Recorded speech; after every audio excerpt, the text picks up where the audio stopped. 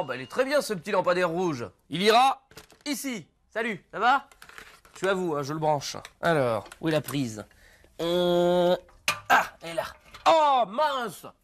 Oh, bah les fusibles qui grillent, c'est vraiment pas le moment. Heureusement, j'ai une bougie sous la main. Le coup des fusibles qui grillent, ça a déjà dû vous arriver, non, à la maison? Bah oui. C'est dû à un problème sur le circuit électrique. Heureusement que les fusibles existent, hein, parce que c'est le petit élément de sécurité qui évite par exemple qu'il y ait un incendie dans la maison. Eh oui, mais en attendant, je vous laisse la parole. Ouais. L'électricité que nous employons tous les jours est fabriquée par l'homme, mais elle existe aussi sous des formes complètement naturelles.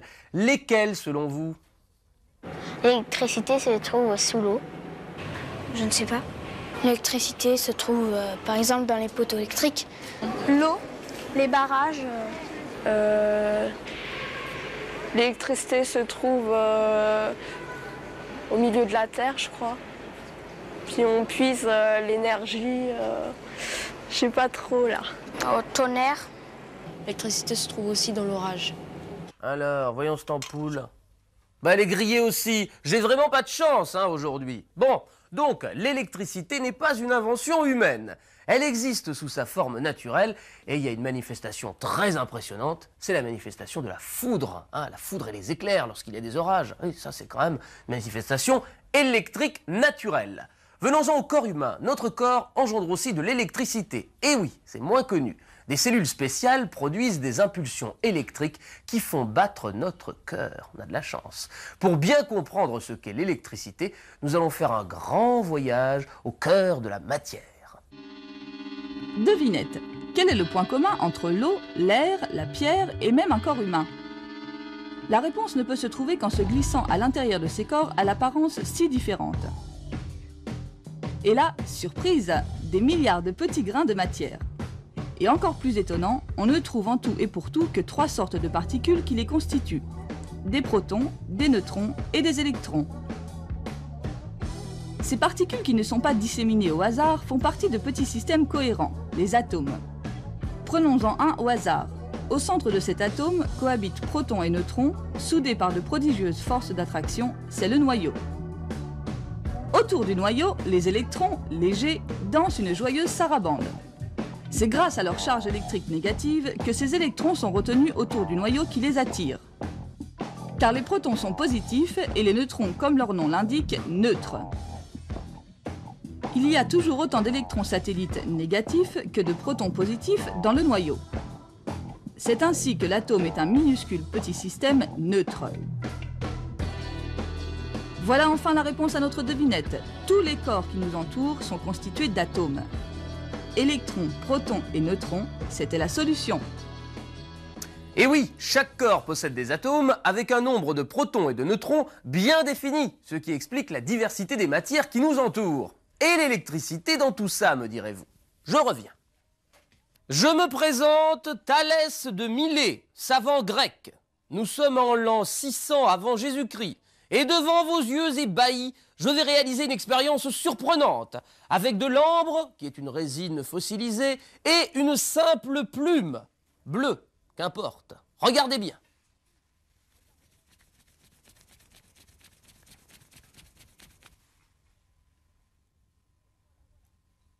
Et voilà, la plume est attirée, et elle reste collée. À l'époque, Thalès ne savait pas ce qu'il faisait. Du moins, il ne connaissait pas la mise en évidence de cette expérience. Peut-être pensait-il que c'était de la magie. En tout cas, c'est bien plus tard que l'on a compris ce phénomène. Explication. Quand on frotte, comme cela, l'ambre sur le vêtement, cela, en fait, arrache des électrons du vêtement. Notre ambre n'est donc plus une matière neutre, comme l'on dit, mais chargée négativement. Et elle va attirer les charges positives, c'est-à-dire les protons contenus dans les matières légères. Regardez, hop, et hop, et voilà, ça tient. Vous avez peut-être réalisé la même expérience avec une tige de plastique et des petits bouts de papier. Bah, c'est pareil, ce phénomène d'électrisation d'un corps s'appelle l'électricité statique. Le mot électricité a d'ailleurs été inventé au XVIIe siècle en hommage à Thalès, puisque électron signifie ambre jaune en grec. L'électricité statique peut se manifester sous des formes réellement impressionnantes. Nous avons fait un petit tour à Paris, au fameux Palais de la Découverte. Regardez. Place au spectacle. Pour découvrir l'électricité statique, une très bonne adresse, le Palais de la Découverte à Paris. Premier numéro, les boulettes sauteuses.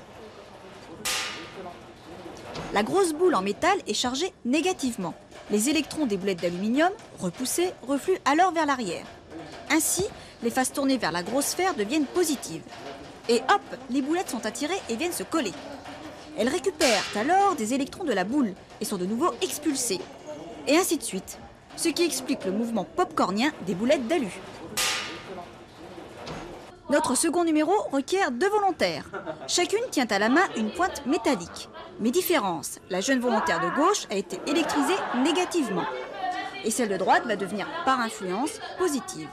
Quand les 2 pointes se rapprochent, c'est l'étincelle, provoquée par la rencontre entre de très nombreuses charges négatives et positives. Finissons avec le clou du spectacle. Notre nouvelle volontaire a été électrisée négativement des pieds à la tête. Chaque tresse contient un surplus d'électrons, donc 2 tresses voisines se repoussent. Ça décoiffe, non? Et puis vous aussi, vous pouvez réaliser chez vous vos propres expériences pour mettre en évidence l'électricité statique. Nous allons créer Monsieur Zeltrick. Il va vous tenir compagnie et il met en évidence l'électricité statique. Monsieur Zeltrick est un personnage, le roi de l'électricité statique. Vous avez besoin de tout petit peu de matériel. À l'intérieur d'un carton à chaussures, généralement, on trouve du papier de soie ou alors c'est un paquet cadeau. Voilà, c'est un papier très léger. Regardez. Et c'est important parce que ça ne va pas marcher avec du gros carton, hein. Alors, de la colle, il faut créer une tête pour Monsieur Zeltrick, donc là je vous laisse libre, hein. Nous on a fait une petite tête en papier canson, mais vous pouvez faire en carton, en plastique, en ce que vous voulez. Il vous faut 2 pailles, une paire de ciseaux, un feutre et une boule de pâte à modeler. Voilà, alors comment procéder? C'est très très simple à réaliser. Regardez, je prends déjà le modèle définitif. Vous avez en bas donc la boule de pâte à modeler dans laquelle on a planté la paille qui fait un support bien stable, d'accord? Monsieur Zeltrick à la ligne, hein. Ensuite, le visage, et ici on a découpé des petites bandes de papier de soie pour lui faire des cheveux. Il nous reste une paille, si vous avez bien suivi. Nous allons la charger, cette paille. Attention, je vais arracher quelques électrons à mon vêtement, en frottant donc la paille.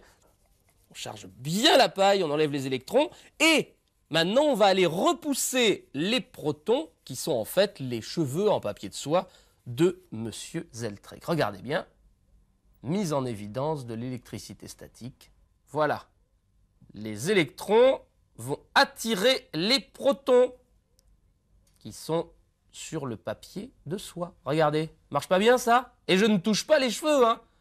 C'est juste cette électricité statique qui permet comme ça de bouger les cheveux. Rigolo?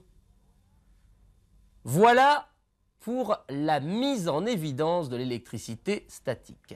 Alors, après la découverte, revenons à l'histoire, de l'électricité statique par notre ami Thalès, eh bien, il a fallu des siècles et des expériences de nombreux chercheurs pour en arriver à notre électricité tout court, celle d'aujourd'hui, quoi, partout présente et toujours invisible, l'électricité. Elle n'est pas statique, non. L'électricité, c'est tout simplement un courant, un flux d'électrons.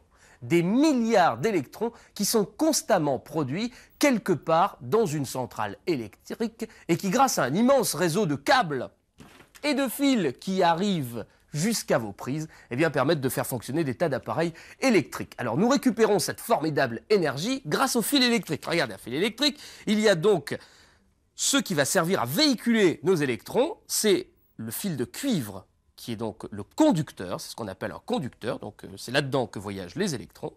Et ce fil de cuivre, pour éviter de s'électrocuter, ce qui n'est jamais très agréable, et qui est très dangereux, est protégé par l'isolant. Donc le conducteur, c'est le cuivre, et l'isolant, généralement, on n'a pas trouvé mieux pour l'instant que la matière plastique, hein, c'est très efficace. Donc là, on l'a ouvert, on a dénudé les fils, comme on dit en langage d'électricien, mais en fait, le fil est protégé partout. Et on rajoute même une protection encore extérieure pour être bien sûr que le fil est conforme et vous ne risquez rien en le manipulant. Bon, et grâce à ces électrons en continuel mouvement dans les fils électriques, tout fonctionne autour de nous. Le téléphone, la télé, l'aspirateur, l'ampoule. Tiens, l'ampoule, arrêtons-nous un instant sur elle. C'est le brillant inventeur américain Thomas Edison qui est le père de nos ampoules électriques. Le 21 octobre 1879, sa lampe, dite à incandescence, brilla pendant 45 heures. Quel en est le principe? Un filament, quand il est chauffé à haute température par un courant électrique, émet de la lumière. Pour éviter que l'oxygène de l'air ne brûle ce filament, il faut le placer dans une ampoule de verre, ampoule dans laquelle le vide a été fait. En 1879, Edison faisait briller sa lampe à l'aide d'un filament en fibre végétale. Aujourd'hui, le filament est en tungstène, un métal qui supporte une température de 3400 degrés et le vide est remplacé par des gaz comme l'argon ou le krypton. Ainsi, le tungstène résiste plus longtemps et nos ampoules peuvent nous donner leur lumière pendant 1000 heures. Performance largement battue par les ampoules fluorescentes qui ne possèdent pas de filament et brillent de 1000 feux pendant 10 000 heures. Record à battre. Si l'électricité, cette énergie formidable et magique, elle n'en reste pas moins dangereuse. Hein. Attention, hein. Donc quand vous manipulez quelque chose d'électrique, par principe, faites attention. Là, je suis en train de m'amuser. Ah, avec le nervosimètre, je suis pas très bon, hein. Pas que je sois énervé, mais enfin, je manipule pas bien encore. Vous voyez, il ne faut pas que cette boucle en métal touche ce fil, parce que le contact électrique, paf, fait que ça allume l'ampoule, donc c'est perdu. Donc il faut essayer de faire le parcours en faisant allumer le moins de fois possible l'ampoule, et sans tricher, ce qui n'est pas mon cas. Bon, non, là, il n'y a pas de danger, je peux toucher parce que c'est une pile de 9 volts, donc il n'y a pas de danger avec ce courant. Bon, allez, si ça vous intéresse le nervosimètre, je vous envoie les plans, hein, vous écrivez à l'adresse habituelle, on se fera un plaisir de vous envoyer tout ça. Bon, avant de se quitter, quelques livres. Voici L'ampoule électrique, chez Casterman. Également L'électricité, chouette, j'ai compris, ça c'est du titre. Sélection du Reader Digest, et puis une bande dessinée pour comprendre l'électricité d'Anselme Lanturlu, Les aventures d'Anselme Lanturlu pour quelques ampères de plus, édité par Belin. Voilà, une exposition aussi. Je vous invite à visiter le formidable musée de l'électricité, Electropolis, ça se trouve à Mulhouse. Et puis EDF Électricité de France, l'entreprise qui fabrique et nous fournit tous les jours notre électricité, fête cette année ses 50 ans, grand événement. Et pour le célébrer, cet événement, la Cité des Sciences à la Villette à Paris accueille l'exposition Une vie électrique du 7 mars au 15 avril. On finit par la question de notre petit curieux qui nous a appelé sur notre répondeur d'Atome Crochu, qui s'appelle Grégory, il a 11 ans et il habite dans le 10e arrondissement à Paris. Et il nous demande quand le soleil mourra-t-il? Grande question. Alors, le Soleil est né il y a 5 milliards d'années. Cette étoile, vous le savez déjà, le Soleil est une étoile, contient une réserve énorme de combustible, c'est de l'hydrogène. Et cet hydrogène lui permet de rayonner, de briller, de nous réchauffer. Tout son hydrogène sera consommé dans 5 milliards d'années. 5 milliards d'années, hein, c'est un chiffre important quand même. Et le Soleil, à ce moment-là, normalement, il s'éteindra. Alors, elle se dilatera, cette étoile, 50 fois et absorbera les planètes les plus proches, dont la Terre. Eh oui, la Terre disparaîtra aussi dans 5 milliards d'années, hein. Je suis désolé de vous l'annoncer. Enfin, 5 milliards d'années, c'est quand même un chiffre important. On a le temps, peut-être, d'ici là, de partir sur d'autres planètes, ou je ne sais pas, il se passera sûrement quelque chose. Allez, à très bientôt. N'oubliez pas, si vous tombez en panne d'électricité, si vos fusibles grillent, de prévoir des bougies. D'accord? Je compte sur vous. À bientôt pour Atome Crochu. Salut!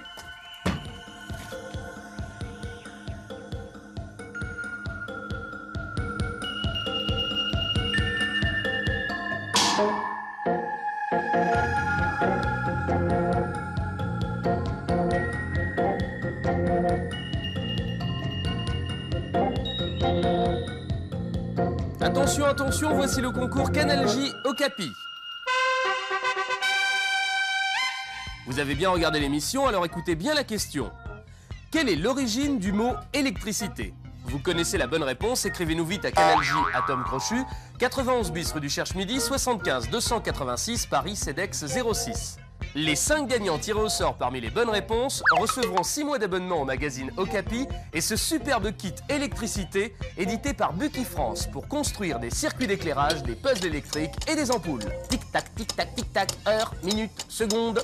La semaine prochaine, Atome Crochu mettra les pendules à l'heure. Soyez au rendez-vous.